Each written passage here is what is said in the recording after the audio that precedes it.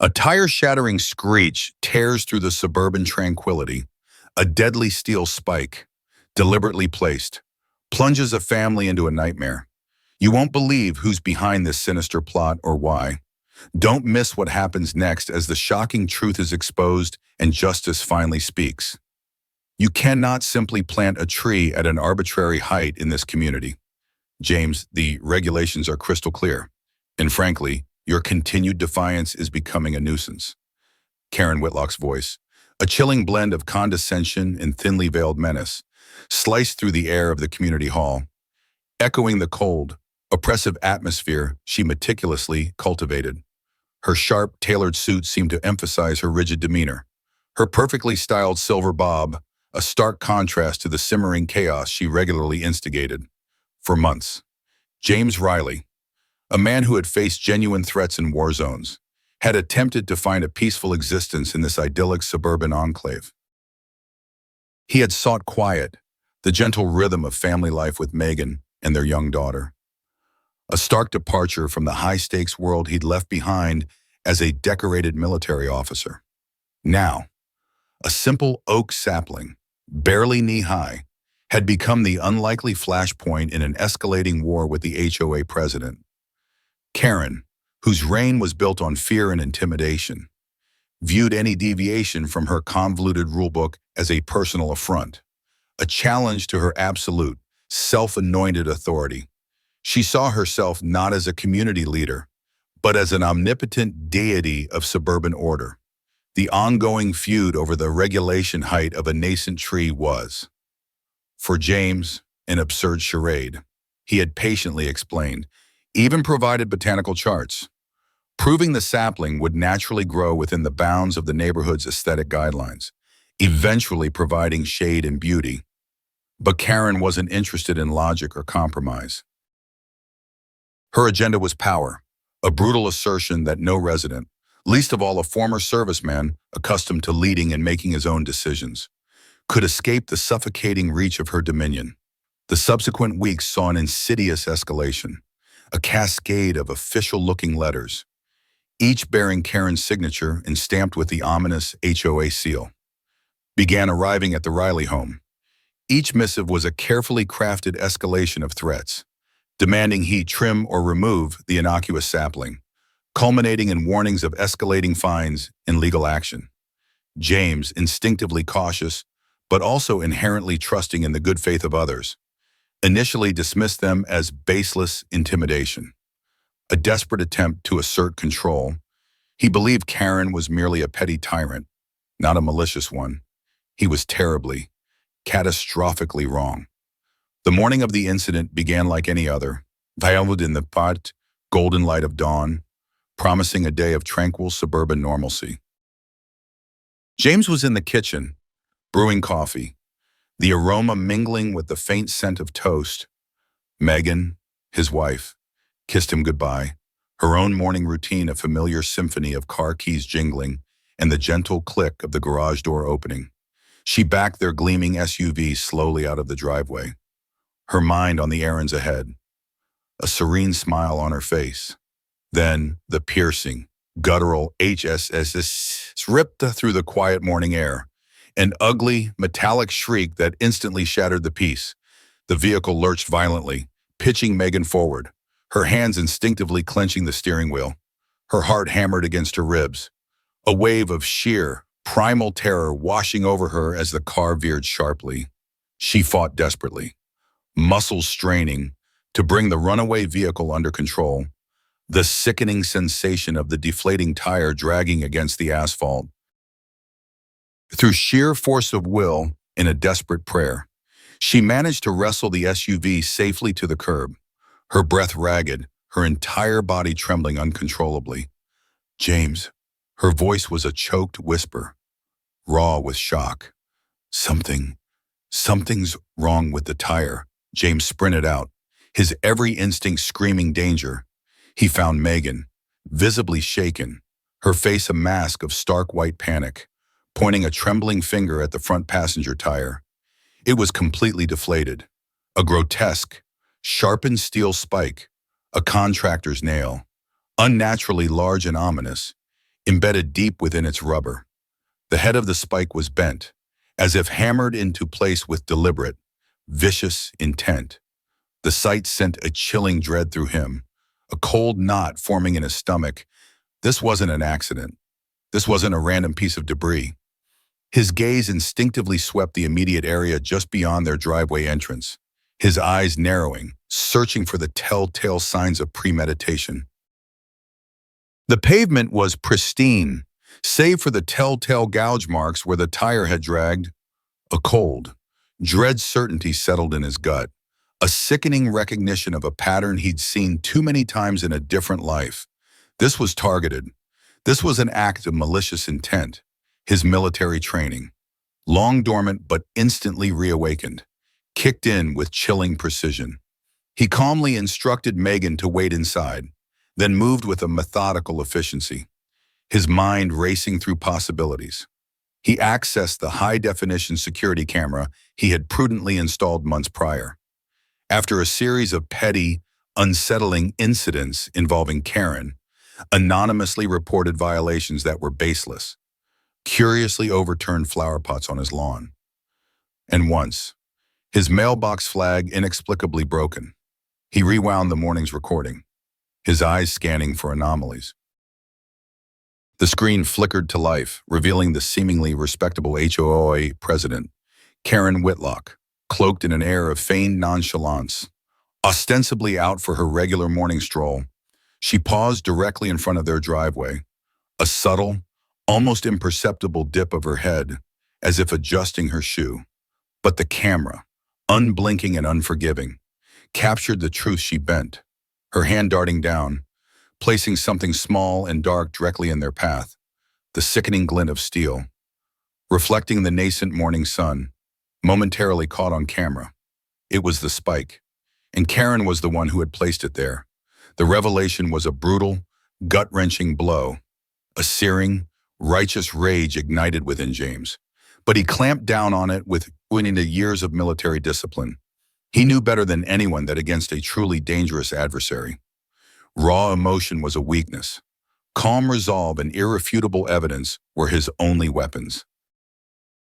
He took multiple screenshots, noting the precise timestamps, meticulously backed up the high-resolution footage to an external drive and cloud storage. Every action was deliberate, calculated, as if preparing for a critical, life-or-death military operation. The insidious feeling of being targeted, of having his family's safety compromised within the sanctuary of their own home, was an outrage he could not, would not tolerate. The steel spike wasn't just a punctured tire, it was a brutal rupture in the fragile piece he had painstakingly built in this quiet suburb, a direct attack on his family's well-being. He picked up his phone, his hands steady despite the tremor in his voice, and called the local police. His voice, when he spoke, was low, controlled, and unwavering, reporting a serious act of deliberate property damage, with undeniable video evidence. When Officer Daniels, a young but earnest patrolman, arrived on the scene minutes later, James was ready, every piece of incriminating evidence meticulously laid out, a steely glint in his eyes that spoke of battles fought and justice demanded. Officer Daniels, a relatively fresh face on the suburban police force, had initially approached the Riley residence with the languid posture of someone resigned to the mundane grievances of home and homeowner associations. The perennial complaints about unkempt lawns, the occasional misplaced recycling bin, perhaps a minor noise ordinance violation. He'd arrived expecting to mediate a petty squabble, perhaps issue a stern warning or a minor citation for property damage.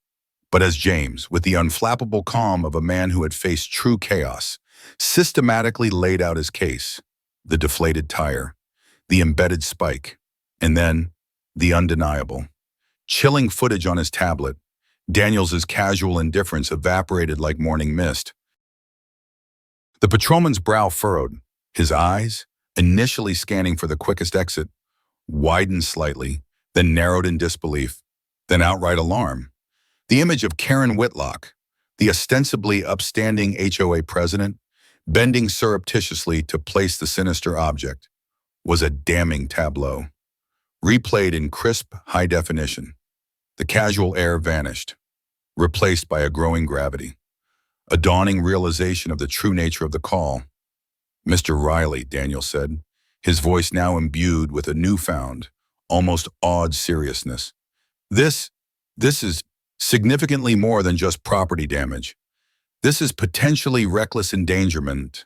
And with that kind of premeditated intent shown on camera, he trailed off, his gaze shifting from the tablet to the still embedded spike, glinting malevolently in the morning light, then finally to the stately, impeccably maintained home of Karen Whitlock across the street. The house, once a symbol of suburban aspiration, now seemed to exude a subtle, yet palpable, aura of menace. Megan, though still trembling from the near catastrophe, watched her husband interact with the officer, a silent testament to his unwavering resolve. Her initial wave of stomach-churning panic had given way to a fierce, protective anger that thrummed beneath her skin. The terrifying image of her steering wheel jerking violently, of the car veering wildly, of their child in the back seat, was a cold, suffocating dread that lingered, a horrifying what-if that echoed in her mind. She saw the steely determination in James's eyes, a familiar, almost primal gaze she recognized from old, faded photographs of him in uniform, images of a man forged in the crucible of duty and conflict. He wasn't just a tech engineer anymore. He was a protector. Activated, his dormant military instincts now honed and focused on a new, insidious threat.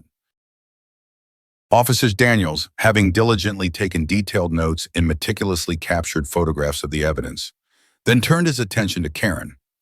He approached her imposing front door with a polite but firm knock, his posture subtly shifting from the casual swagger of a patrolman to the more formal stance of an officer on a serious inquiry.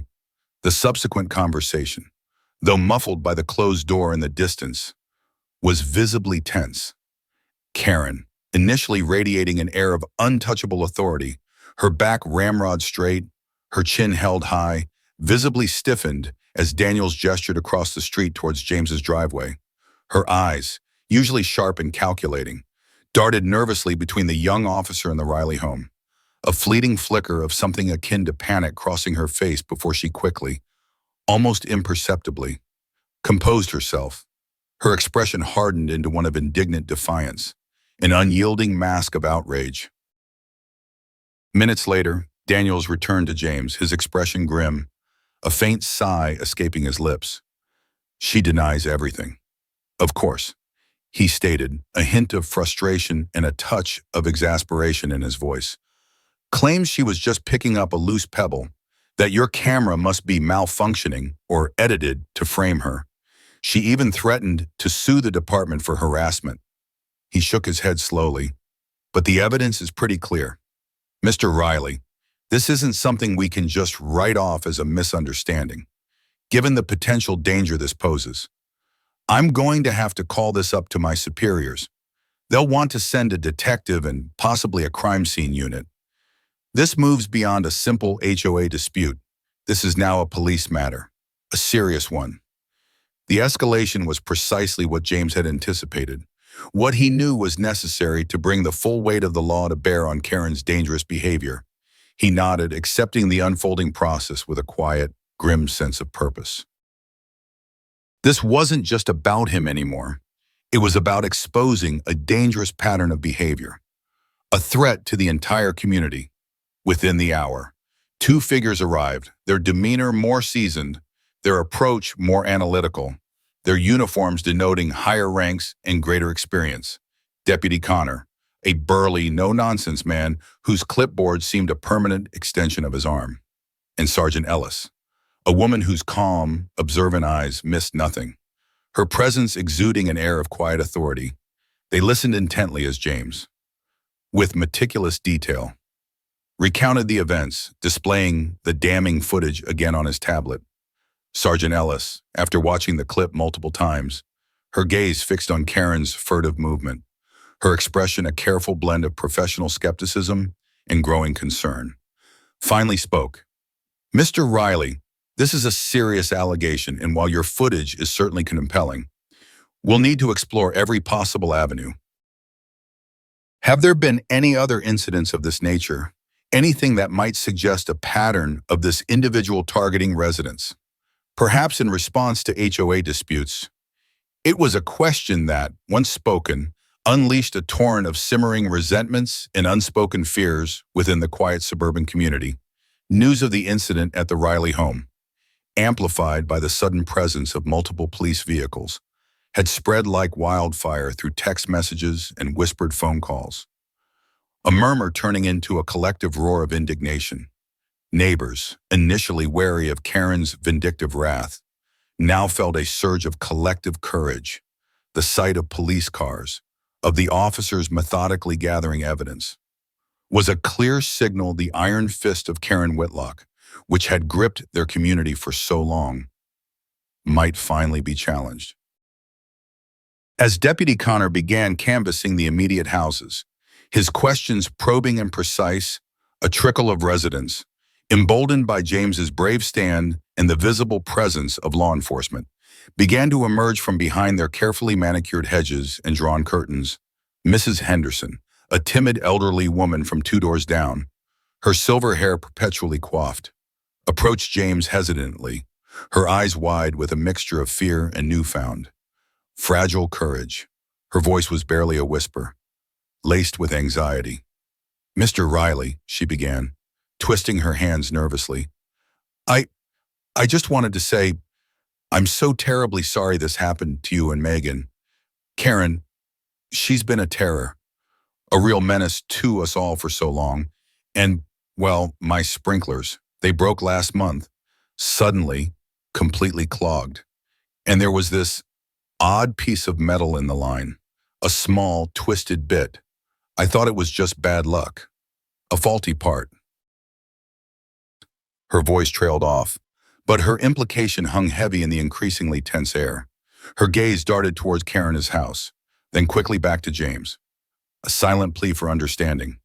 Then came Mr. Schmidt, a younger man with a perpetually exasperated expression and a slight tremor in his hands, as if he had been holding back frustrations for years. "My dog, Buster," he said, shaking his head, his voice tight with lingering anger. "Last year, he got sick, really sick. We almost lost him. And when we took him to the vet, they found these tiny, sharp bits of plastic in his digestive system. We scoured the yard, thought it was just trash, but we couldn't find where they came from. He ate it, cost a fortune in vet bills, and he's still not quite right."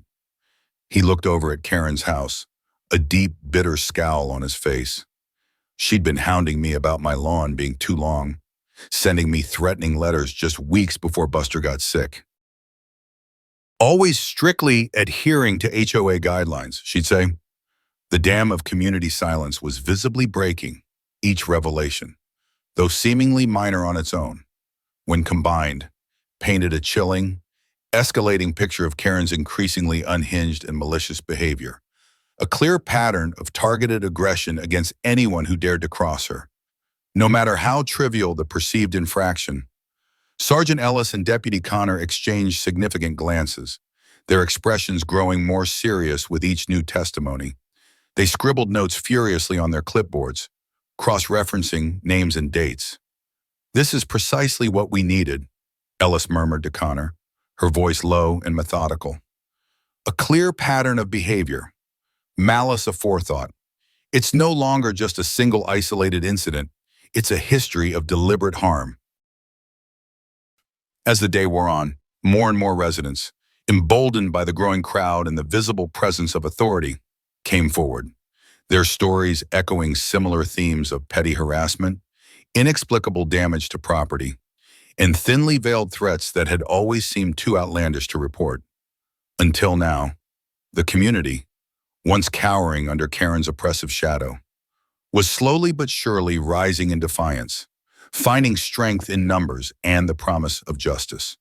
The collective impact of her tyranny, once dismissed as minor annoyances or simple bad luck, now took on a sinister new light, illuminated by the gravity of James's almost tragedy.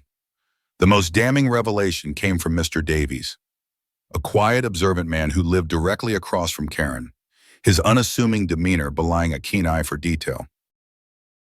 He described seeing her, on 3 separate occasions over the past year, engaging in similar suspicious behavior near the driveways of other homes, specifically the homes of residents who had recently clashed with her over HOA rules.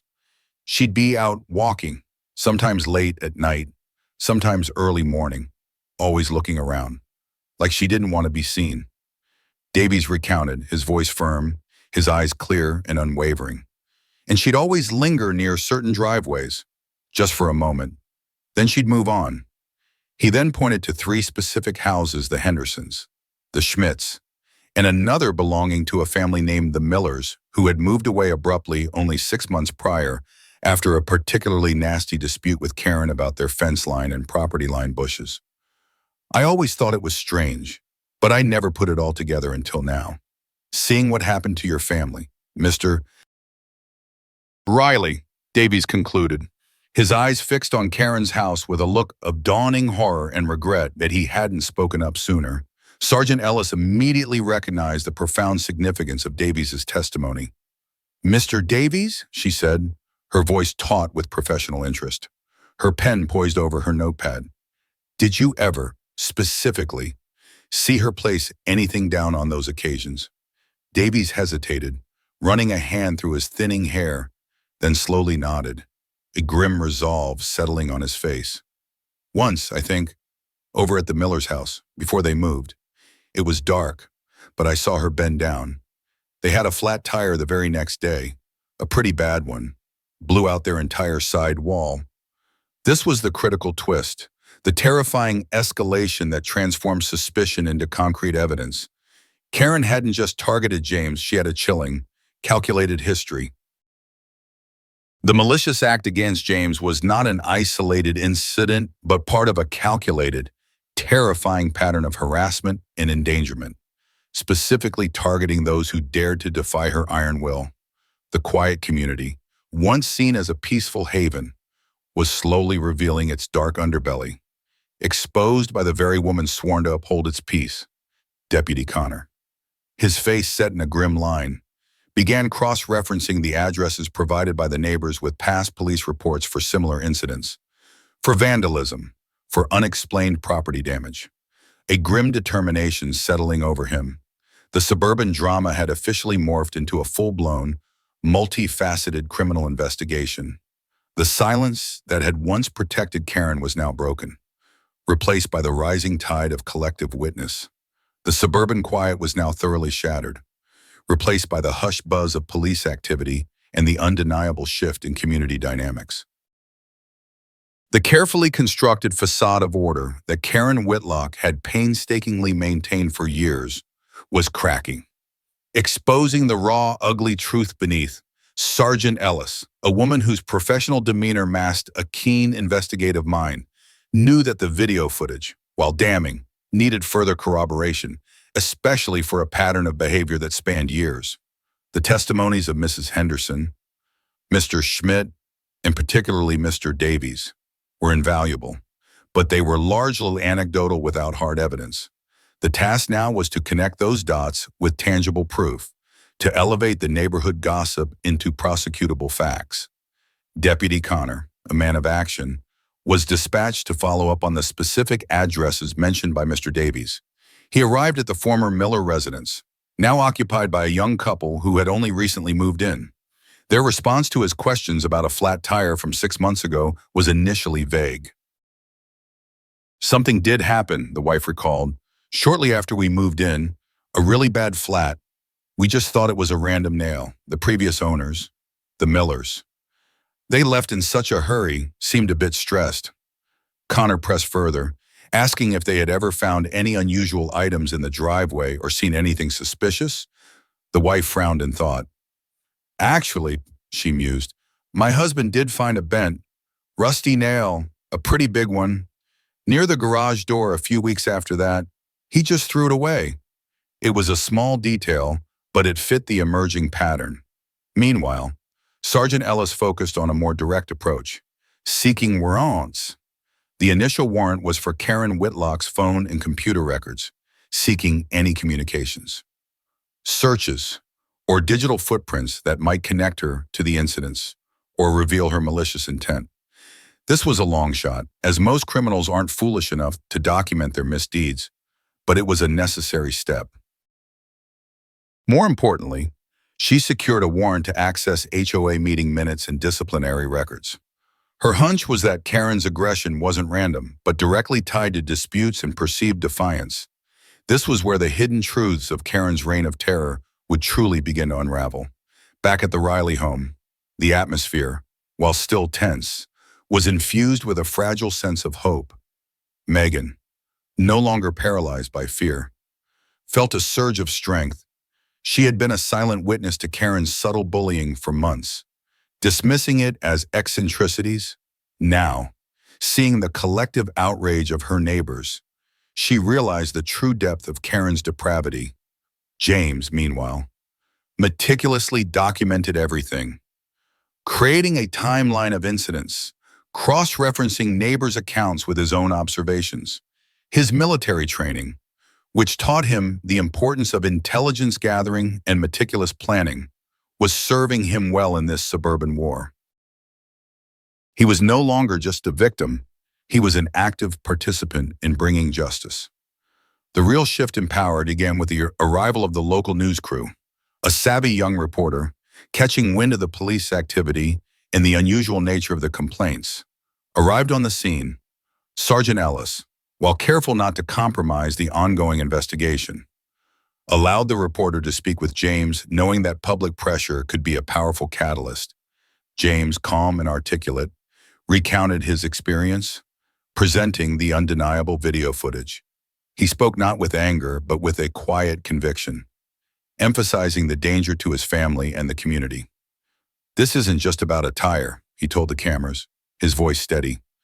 "This is about a pattern of harassment and a disregard for human safety, and it needs to stop." The broadcast that evening sent shockwaves through the quiet community and beyond. It was no longer just local gossip, it was a public accusation, backed by irrefutable video evidence. The tide of public opinion, once apathetic or fearful, decisively turned against Karen, her carefully cultivated image as the benevolent, albeit strict, HOA president crumbled under the weight of the collective truth. The next day, the dam truly broke. With the story now national news, calls flooded into the police department from residents in other communities, describing similar patterns of harassment by their own HOA presidents. While these were outside Sergeant Ellis's jurisdiction, it reinforced the alarming realization that Karen's behavior was part of a larger, more insidious problem of unchecked power in homeowner associations, but within her own jurisdiction. The calls from the Rileys' neighbors continued to pour in, armed with the warrant for HOA records. Sergeant Ellis and Deputy Connor spent hours sifting through years of dusty binders and digital files. What they found was a disturbing chronicle of Karen's escalating tyranny. They discovered a disproportionate number of violations issued to specific homeowners.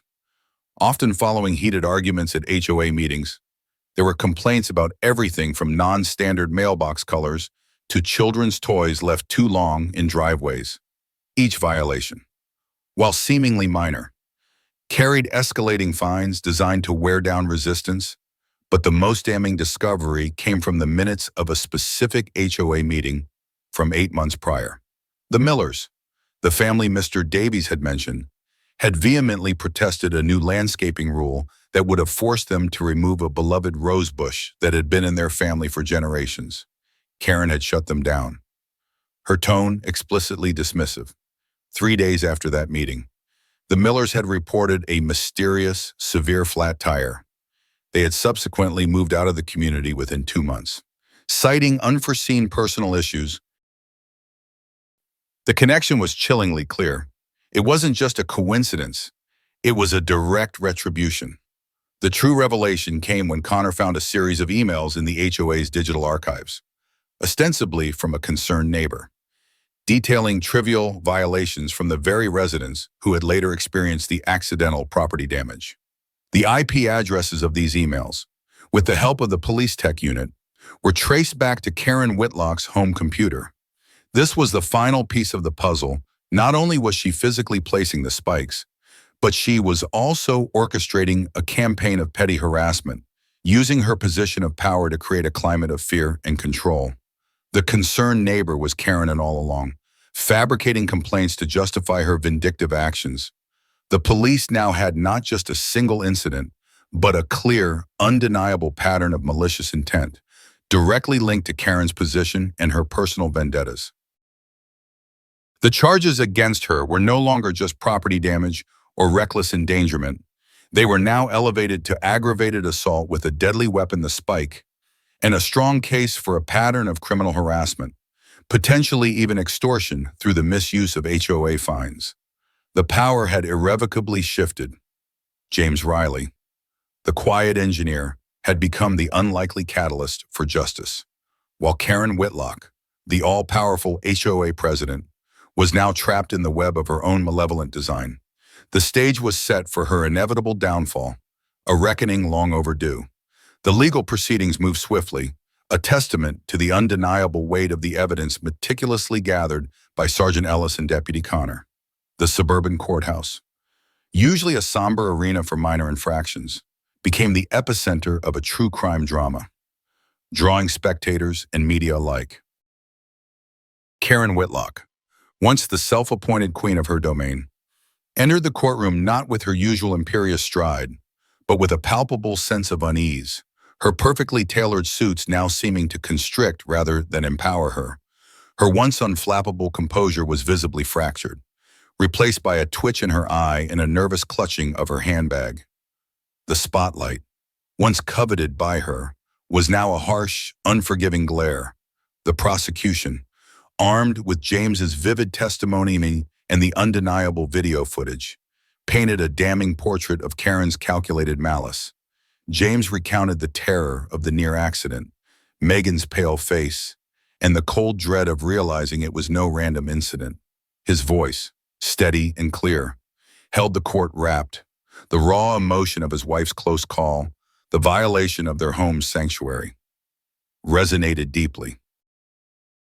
He described the meticulous process of installing the security camera, a prescient act born of minor, unexplained incidents that had long preceded the spike attack, underscoring Karen's creeping reign of terror.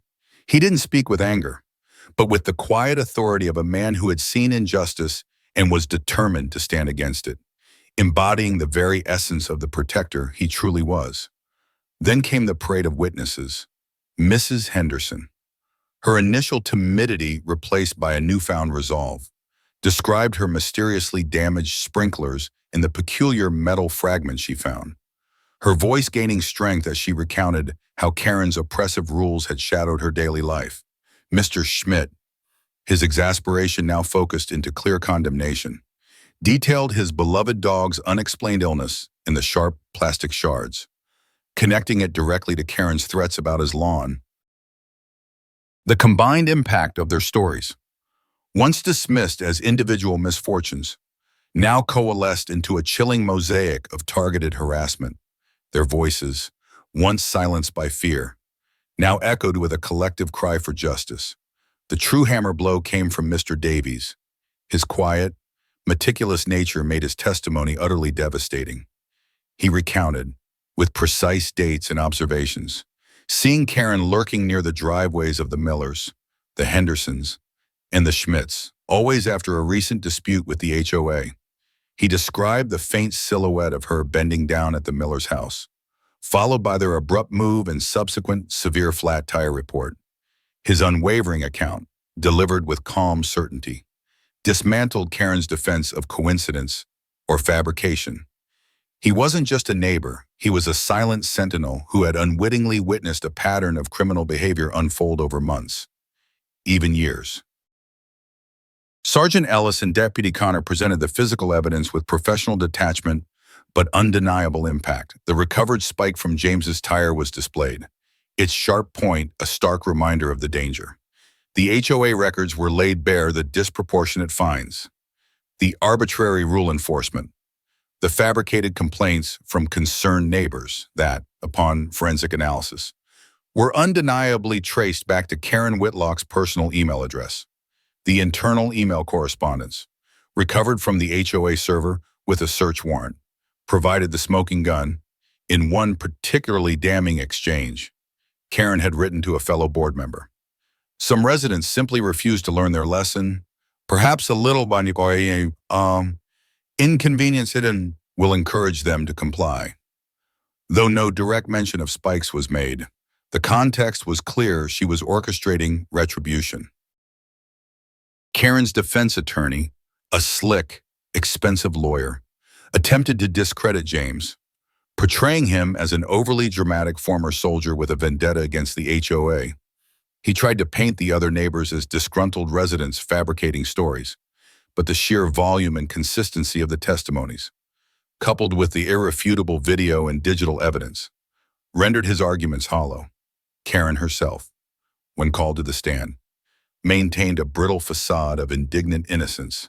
She denied everything, claiming victimhood, asserting she was being unfairly targeted by a conspiracy of disgruntled homeowners. Her performance, however, lacked conviction, her eyes darting nervously, her voice betraying a tremor when cross-examined by the prosecutor. She couldn't account for the video footage, resorting to vague accusations of deepfakes and tampering, claims that were quickly dismissed by expert witnesses. The final piece of the puzzle, and perhaps the most emotionally resonant, was Megan Riley's testimony, though she still shuddered remembering the terrifying lurch of the car. Her voice was resolute. She spoke of the shattered peace, the constant anxiety, and the fear for her child's safety that Karen's actions had inflicted. Her quiet dignity and raw vulnerability resonated deeply with the jury, painting a stark contrast to Karen's cold self-preservation.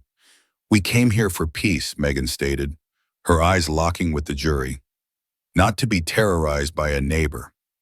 The jury deliberated for less than a day.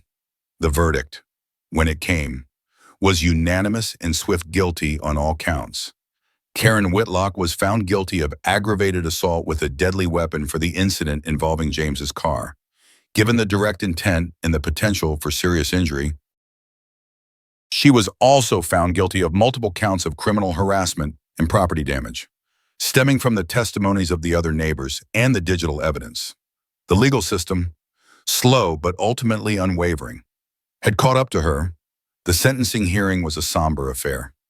The judge, acknowledging the premeditated nature of Karen's crimes, her abuse of a position of trust and power within the community, and the profound emotional distress she had inflicted, handed down a significant sentence. Karen Whitlock was sentenced to 5 years in state prison, with an additional 3 years of probation upon release. She was also ordered to pay substantial restitution to all affected families for damages, vet bills, and legal fees. The fall from her self-appointed throne was complete and utterly devastating. The once powerful HOA president, whose word was law, was led away in handcuffs, her face a mask of shock and disbelief, the last vestiges of her control utterly stripped away. For James and Megan Riley, the verdict was not a moment of triumphant celebration, but one of profound relief. The storm had passed. The threat was neutralized. The quiet engineer, a man who had simply wanted to protect his family and live in peace, had, through his unwavering determination and meticulous approach, brought a dangerous individual to justice. Their home, once a target, now felt safe again. The suburban neighborhood, though scarred by Karen's actions, had found its voice, united by a shared experience of injustice and a collective embrace of community. The fear had dissipated, replaced by a renewed sense of solidarity and trust among neighbors. Life slowly returned to normal, but with a profound difference. The HOA, under new, more democratic leadership, began to dismantle the draconian rules Karen had implemented, fostering a genuinely harmonious environment. The tree height dispute that had ignited the entire ordeal was long forgotten. Replaced by a simple understanding, a community thrived on respect and open communication, not on tyranny and fear. James Riley, the former military officer, had won his final, most personal battle, not with brute force, but with intelligence, perseverance, and an unshakable belief in justice. The suburban street, once a silent battleground, was now a place where families could truly live in peace, their well-being no longer dictated by the unchecked malice of a single, powerful hand.